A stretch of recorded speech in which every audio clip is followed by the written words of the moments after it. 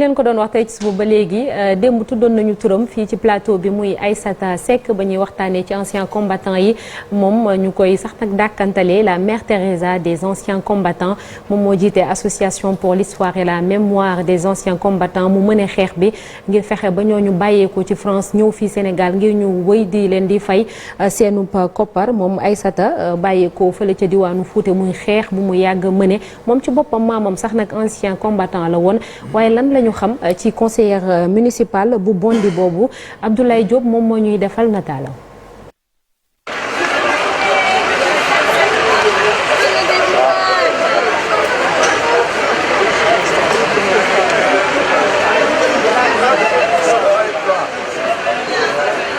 Ce jour-là, l'émotion est à son paroxysme. Des familles se tuent de joie, les étreintes sont interminables. La présidente de l'association pour la mémoire et l'histoire des anciens combattants, Aïssata Seck, craque. Et l'ensemble des camarades qui nous ont quittés. Des larmes sur son visage, comme lors de la réception des tirailleurs à la résidence de France au Sénégal. Elle a gagné son pari et les anciens combattants ont remporté leur dernière bataille pour retrouver leur dignité. En lien qui s'est tissé avec les tirailleurs en mémoire à son grand-père. Je vous le dis, ici, je suis ravie d'être là parce que je n'ai rien lâché. Je n'ai rien lâché. J'ai fait en sorte qu'ils puissent rentrer dignement chez eux dans leur pays d'origine. Petite fille de tirailleurs sénégalais, Samba Yerondom, que je n'ai pas connu. Je l'ai connu à travers ma mère qui m'a raconté son histoire. Il est décédé quand j'étais dans le ventre de ma maman. Donc j'ai toujours, en fait, avant même de savoir qu'il était tirailleur sénégalais, pour moi c'était mon grand-père sapeur-pompier. Parce que ma mère, elle nous parlait tout le temps de son père qui était sapeur-pompier à la caserne de Saint-Louis. Et à chaque fois, elle nous disait, quand les pompiers arrivent à la maison pour vendre le calendrier, surtout vous l'achetez, c'est un hommage à votre papy. Donc achetez le calendrier. Et quand j'ai commencé à m'intéresser à l'histoire des tirailleurs, elle m'a dit mais tu sais ton grand-père il était aussi tirailleur, il a fait la guerre d'Indochine notamment, c'était un autodidacte surtout, donc il a assisté un médecin là-bas sur place, mais que lui quand il y a eu les indépendances, il a jamais voulu venir en France, il a préféré continuer sa carrière au Sénégal, donc de sapeur-pompier et de continuer à servir son pays. Cette franco-sénégalaise a grandi dans la banlieue parisienne. Mes parents sont sénégalais, Peul, c'est des Halpulaar, originaires de Ndoulouma Djidembe. Moi, je suis née en France, mais j'ai été élevée avec la double culture, donc sénégalaise et française. Et surtout, j'ai des parents qui nous ont inculqué un certain nombre de choses au niveau de notre éducation, notamment le respect, l'importance aussi des études et aussi l'engagement et le partage. J'ai ma mère qui a été engagée dans le milieu associatif, donc j'ai toujours baigné en réalité dans ce milieu-là qui était de travailler et d'aider les autres. Donc Aïssata Seck c'est ça aussi et c'est une jeune femme qui a fait des études, qui a repris ses études d'ailleurs parce qu'au départ j'avais un BTS assistante de direction mais j'avais envie d'évoluer très vite notamment dans le milieu de la communication politique et à 30 ans j'ai repris mes études pour passer un master en communication politique et publique et c'est de là qu'est venu un certain nombre de choses et une passion en tout cas pour la politique. Éduquée dans un milieu où règne le partage et la solidarité, elle découvre en 2009 une histoire qui va la pousser à mener un combat. Mon histoire avec les tirailleurs a débuté il y a un peu plus de 10 ans, quand je les ai rencontrés sur le marché de Bondy, et je les voyais souvent arborer leurs médailles. Je les observais de loin, je savais qu'ils étaient tirailleurs, mais je n'osais pas aller leur parler, et un jour j'y suis allée.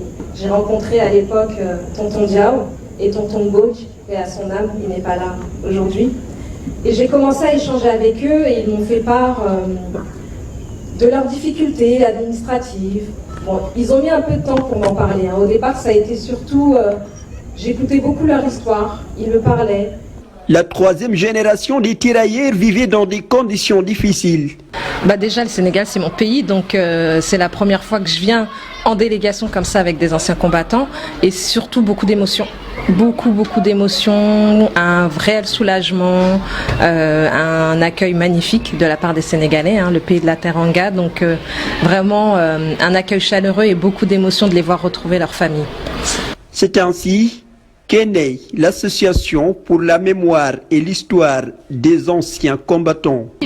Le fait de lancer une pétition, d'avoir en réalité une aura publique, d'avoir l'opinion publique avec soi, fait qu'on a besoin, en plus de se structurer mieux que cela, parce que j'avais beaucoup de sollicitations de personnes qui souhaitaient aussi nous aider, et la structure associative a été ce qu'il y avait de mieux à faire pour qu'on puisse avancer notamment sur... Aïssata mène son combat contre l'administration française, bataille après bataille. Je me suis rendu compte par exemple qu'à Bondy, il n'était pas reconnu comme tel, et j'ai proposé à l'ancien maire à l'époque de les honorer, de leur remettre la médaille de la ville. Donc on a commencé déjà avant vraiment de parler des questions de papier, de droit, d'administration. On a commencé d'abord un travail de mémoire qui était de dire on a 28 tirailleurs sénégalais à Bondy, on les connaît pas, les citoyens bondinois ne connaissent pas cette histoire. Nous-mêmes, en tant qu'afro-descendants, on connaissait très peu cette histoire et j'avais envie de les mettre en avant. J'avais surtout envie qu'on parle de leur histoire. Donc ce que j'ai fait, c'est que je les faisais venir aux cérémonies commémoratives pour qu'ils y participent et j'ai demandé à ce qu'on puisse les honorer au niveau de la ville. Donc on les a honorés.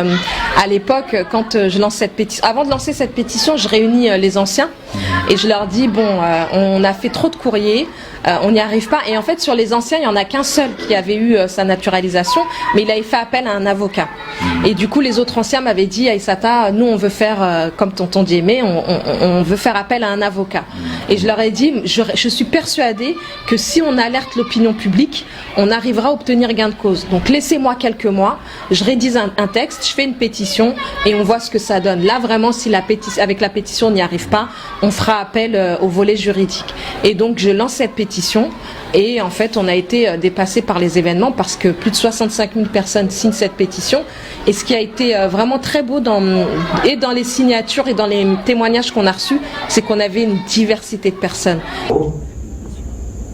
Je veux citer Madame Aïssata.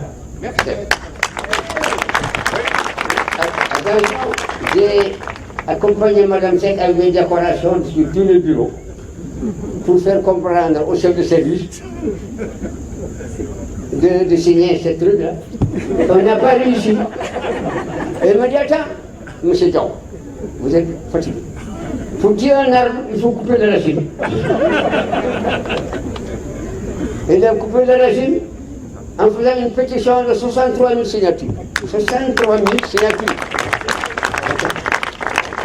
Ils sont 9 tirailleurs de retour au bercail et tous soutiennent que c'est grâce à Aïssata qu'elles ont remporté la victoire après tant d'échecs. ndaw si ñu naan Aïssata Seck mu gis nga xam ne moom surtout ancien combattant la woon léegi bi mu ñu gisee ni ñu wëree ci mbedd yi mu abordé ñu daal di waxtaan ak ñun ba ñu wax ko suñu dooleel. Pour Aïssata, son combat de toujours, c'est de défendre des causes nobles. C'est pourquoi elle s'est engagée en politique en France pour le Parti socialiste. J'avais le sentiment qu'on avait beaucoup de politiques qui parlaient à notre place. Mis à part le maire de Clichy-sous-Bois, paix à son âme, Claude Dillin, qui a défendu corps et âme la question justement des banlieues et des quartiers populaires, on avait beaucoup de politiques sur les plateaux TV qui racontaient tout et n'importe quoi. Donc ça déjà, ça a été pour moi un premier déclic où je me suis dit comment on fait, nous en tant que jeunes, issus entre guillemets de la diversité, de l'immigration, enfin des quartiers populaires, comment on fait pour que notre voix soit portée par des gens qui nous ressemblent. Ensuite, en 2009, voilà, des choses qu'on a vécues personnellement, que mes parents ont vécues personnellement, notamment une perquisition illégale à leur domicile, a fait que ça a été un des deuxièmes déclics où je me suis dit comment faire pour agir à mon niveau. Je me suis engagée dans le milieu associatif, en réalité, avant de m'engager dans le milieu politique. Et mon engagement politique a été la suite logique de mon engagement associatif. Et le parti qui me correspondait en tout cas le mieux au départ, c'est le Parti socialiste. Je défends les valeurs du socialisme et donc je me suis engagée au Parti socialiste. Et je ne le suis plus aujourd'hui. Enfant de la banlieue, Aïssata est une férue de la musique française. Mais écoute-t-elle la musique sénégalaise? J'écoute du rap, du R&B, j'écoute du reggae, j'écoute vraiment de tout, de la musique française. Gilbert Montagnier, c'est mon chanteur préféré. Je ne l'ai jamais dit, mais c'est un de mes chanteurs préférés. Vous avez une exclue. Aujourd'hui, à 30 ans, Cette dame célibataire ne compte pas s'arrêter là avec les anciens combattants. Elle souhaite faire entrer l'un d'entre eux au Panthéon. Merci beaucoup Abdoulaye Diop juste rek ñu préciser ne que Aïssata Seck comme moom mi ngi bàyyeekoo ca Fouta donc Halpulaar la gën a dégg ak français moo tax ñu def document bi en français en tout cas c'est très bien Abdoulaye maa ngi lay nuyu di la ziar. di la fay soxna Naata. di kontaan bu baax nekk ak yéen ci plateau bi di nuyu aussi ñi nga xam ne ñoom lañ fi fekk tonton Malick Chérif et Marcel. di nuyu aussi téléspectateurs yi. merci beaucoup Abdoulaye tout d'abord félicitations démb ba tey wala fan yii yëpp sax gis nañ documents yi éléments yi ngay def ci anciens combattants yi ak soxna si di Aïssata Seck alors li ñu gën a frappé xaj na wala ñu njortu ko Abdoulaye mooy que moom daanaka engagement am que ça soit engagement associatif wala politique moom lay gën a mettre en avant plutôt que sa personnalité te yàgg na koo def sa personne yàgg na koo def mais li mu mujjee def muy liggéey bi ci anciens combattants yi c'est beaucoup plus symbolique nañ koo wax c'est hautement significatif. effectivement comme ni nga ko waxee ñu bëri gis nañ Aïssata ak combat bi nga xam ne mënee ko tey xëy na lu tax ñu expliquer waat sax parce que dañuy gis ne yi doon génn yëpp si en français lañ ko doon def.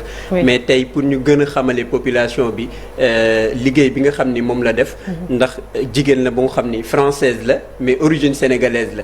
mënoon na yem rek ni française la xëy na du ma lijjanti sama cosaan mais comme moom maamam ancien combattant la woon muy gëstu ci moom di gëstu ci moom ba mu dajee nag ak ñi nga xam ne mooy comme ancien combattant yi là déclic bi foofu la ñëwee mu commencé waxtaan ak ñoom si la commencé comme moom nee na ci quartier bi nga xam ni les Mureaux en France dans la banlieue parisienne foofu la yaroo foofu la juddoo mais ñoom ci Bondy lañ nekk comme quartier yooyu noonu souvent moom li muy wax à chaque fois danaan quartier yooyu partage ak solidarité moom moo fay am donc xëy na peut-être loolu moo tax mu gis ni ñii nga xam ni ak li ñu defal France yëpp tey waroon nañ mériter leneen ba ñu ñëw toog di am combat yu ñuy xeex pour am naturalisation ak yeneen yu nga xam ne waroon nañ leen koo jox malgré li ñu réaliser yëpp tey ñuy am problème même condition de vie bi nga xam ne moom lañ nekkoon yëpp mu nekk ay coono moom moo taxoon moom mu ni dafay mener combat bi nga xam ni soit autorité ñoo ko waroon mëne wala ñi nga xam ne soit ci diplomatie ministère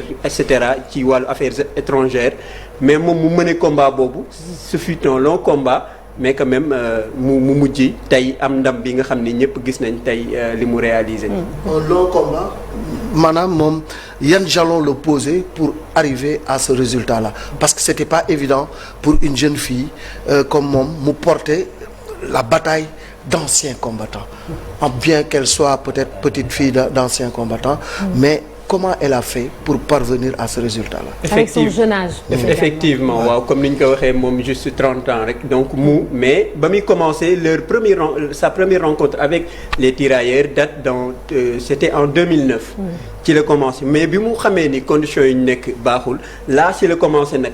déjà mu commencé ak mairie ñu commencé di reconnaître ñi nga xam ne mooy anciens combattants yi bi mu commencé aussi mu gis que ni ñoom amuñu naturalisation kenn moo ci amoon te mooy monsieur Omar Diémé te Omar Diémé dafa mujj jël avocat pour ñu jox ko ay droit am naturalisation voilà moom lañ jël démb moom aussi parce que am na ay famille yu nga xam ne ñu ngi France am na ay doomam yu fa nekk moom d'ailleurs ñoom ñoo ko doon dimbali nee na moom ba mu fa nekk amul woon yenn conditions yu metti yi parce que doomam yi am na njaboot yu nekk foofu noonu donc moom dafa mujj jël avocat pour am naturalisation mais ñeneen ñi nee na dañu mujjoon découragé parce que dañu woon lii mënatul nekk bi mu defee combat yu nekk sottiwul si la def pétition bi mais nee na affaire yi ndekete ëpp na ay loxo ba mujj am 65 000 signatures laa nag ñëpp xam ni combat bi kon nekkatul combat Aïssata mais ñi nekk France di am cosaanu Afrique ak ñi nekk Sénégal ñëpp jàpp ni lii suñu combat la léegi nag si la commencé ci lañ am naturalisation en 2017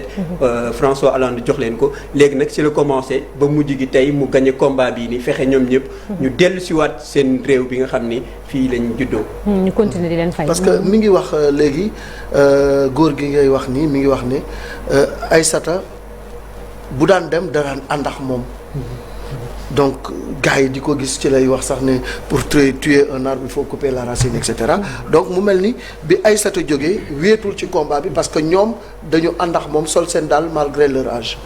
effectivement parce que Aïssata ci loolu ci la fondé association bi nga xam ni ci wàllu mémoire et l'histoire des tirailleurs donc association bi ñoom ñëpp ñu ànd ak ñeneen ñi nga xam ñëpp ay origine africaine lañ ñu ànd ci combat boobu noonu mais comme ni mu ko waxee à chaque fois dañ doon dem ci mairie dañ doon dem contre administration française ñu leen di débouter mu xawoon a metti trop mais ñoom jàppoon nañ ni peut-être ak Aïssata dina mën a nekk Vieux Diémé mi ngi koy nettali ci Vieux Yoro ci biñ leen réception ambassadeur bi déjà sax am na beneen algérienne bi nga xam ne moom aussi participé na ci moom moo leen yóbboon ci yeneen conditions di leen jox ay lekk et tout ça ci ñu nga xam ni dañu xeexal France ci ay guerre ñoom ñëpp ñu toog di leen seetaan ba benn ndaw bu nga xam ne moo mujj ñëw porter combat boobu noonu tey ba ñu mujj retrouver leur droit. est-ce que sentir nga ci moom ne am na ay combat yu des justement seen biir association bi ñu mën a continuer di mettre en avant.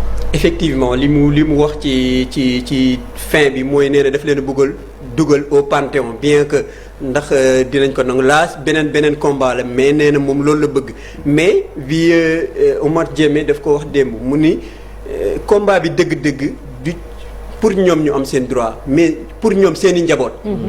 parce que aussi ñoom ku nekk am na plus de 85 ans donc tey jii nii. effectivement kon nee na li ñu bëgg dëgg. mooy seen i njaboot ñu am gëdd bu nga xam ne dinañ leen ko jox. pour ëllëg ñoom aussi ñu mën ci bénéficier yi ndax seen maam sonnee na lii te xëy na jariñoowuñ ci. mais seen njaboot ñoo ci war a jariñoo. mais aussi je pense que aussi c'est l'occasion pour ñi nga xam ne ñi ngi nekk soit ci yeneen dëkk yi. di am problème pour am këyit. pour am problème de titre de séjour et cetera ñi nekk ci ambassadeurs yi di sonn je pense que duñu xaar médecin après la mort parce que dañu tàmm ni loolu la ñuy gis tey. kii mën na combat bi ba àgg fin bi ñeneen ñi ñëpp jël ko di wane comme si ñoom ñoo def combat bi je pense que tey léegi la ñu war a commencer di mën a yeneen combat yi fexe ba ñu nekk ci bitim réew dafa metti nga nekk fa gisoo sa mbokk gisoo sa dara mais nga nekk ci condition yu metti je pense que combat bi peut-être foofu la war a gën a mën a jëm léegi moom Aïssata dugg na ci politique militer au parti socialiste mi ngi wax sax ni léegi bàyyi na mais dafa mel ni que pour am gain de cause sax moo waroon a gën a tax peut-être mu dugg ci politique bi c'était pour ces combats là mu am ci ndam am ci visibilité bi war. loolu sax la wax ndax dafa seetlu woon ni ñi doon def politique nekkul ñu war a wax dëgg dañ doon wax juste pour leur propre intérêt moom mu gis que ni ñoom ñi nga xam ne ñoom ñooy dund parce que ñoom ñoo nekk ci banlieue bi ñooy gis li nga xam ne moom moo fa xew ñoom ñoo war a porter combat bi. loolu moo tax mu dugg ci politique te nee na ba léegi aussi bien que nekkul ci parti socialiste mais mi ngi ci politique bi di xëy na aspirer à peut-être moo xam ci côté mairie la wala am ay responsabilités yi nga xam ne dina ko mën a jouer fi nga xam ni foofu la nekk ci France mais bien évidemment aussi tamit combat am même bu fekkee politique la nu mu mën a nekkee ci Afrique tamit dina ko mën a. sa plus grande fierté mooy ñibbisi bi grands-parents yi ñibbisi wala bokk li nga xam ne tey François Hollande reconnaître na ko ba jox ñi seen ak seen yelleef. li muy wax à chaque fois mooy. tey combat mëne na ko gagné na ko. te victoire bi nekkul bi ñu leen naturalisé. mooy tey bi ñu leen andiwaatee ci seen réew fi nga xam ne foofu lañ juddoo. tey kon mu nekk combat bi nga xam ne moom la gagné na. mais moom est-ce que xalaat na bind livre pour mémoire bu mel nii wala sax un film pourquoi pas parce qu'elle a beaucoup de choses à raconter et à laisser pour les générations futures. pour livre xëy na peut-être laajuñ ko ci et les jeunes aussi. peut-être yàkkamteegul pour yooyu yëpp dina mën a ñëw. mais bokk na ci équipe bi ñi nga xam ni équipe bi mu nekkal ci association bi am na ñoo xam ni participer nañ ci film Omar Sy bi. nga xam ne ñoom ñoo def tirailleurs yi. toujours ñoom aussi ñoom ñëpp ñoo doon ñëw di wax ak tirailleurs yi ba tey ñu mujjee jouer film boobu nga xam ne Omar Sy moom moo ko def. Oui, vas-y Marcel. Le film, on va rester dans la culture. ba nga koy laaj ku goût musicaux yi dafa mel ni moom xamul ci artistes sénégalais yi wala. waaw biñ ko laajee xëy na ci élément bi niñ ko andeele mais nee na ku muy diglu mooy Baaba Maal nee na ci fu mu mën a nekk ci oto wala lu nekk Baaba Maal lay déglu. mais nag dina déglu yeneen artistes yi.